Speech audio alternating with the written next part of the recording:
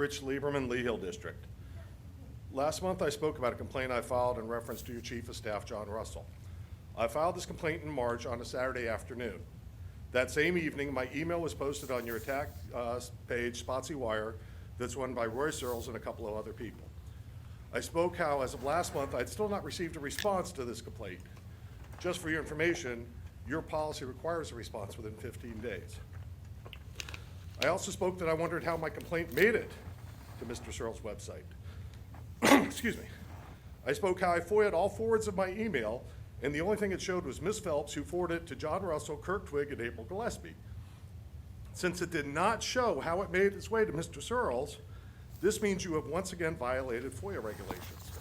Will you remedy this, or must I push further for you to follow the law? The easiest solution is simply to have someone admit they sent it to Mr. Searles' page. Since the original complaint was filed, I've been made aware that Mr. Russell was questioned on social media about his comments by another staff member. He defended his actions, essentially saying because of his position and who he was attacking, school leadership would turn a blind eye. Is this the case, Ms. Phelps and Mr. Taylor? Now I have recently submitted 2 more FOIA requests. This is to see what else has been submitted by the board and leadership to the disgusting page that Roy Searles runs that calls board members Jezebel, nasty, etc. Will I see anyone sending information to Mr. Searles? Perhaps it would be best if you owned your actions now publicly instead of waiting for the FOIA to come back. Now let's change topics and how we can get this board meetings at a functional level. Ms. Phelps, you have to realize that you have the majority in the votes.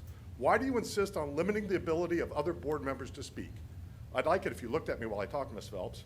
Why do you insist on limiting the other board members from representing 3/7 of the community? Please look at me, Ms. Phelps. I understand this is your first leadership position. Obviously, she's ignoring me with her head down. Let me give you some advice that I learned early in life as a squad leader in the Army, along with having served in various leadership positions on multiple boards. First, authoritarian leaders rarely are respected. In situations where all members are on an equal level, yet one is the leader, authoritarianship is usually perceived as a lack of knowledge and self-confidence. You have to give respect in order to receive it. Second, everyone has a voice. If you stop fighting their right to talk, within just a few meetings, everything would calm down significantly. Ms. Phelps, I guess you don't want to look at me at all. Stop limiting their time to speak, but allowing Ms. Gillespie to go over.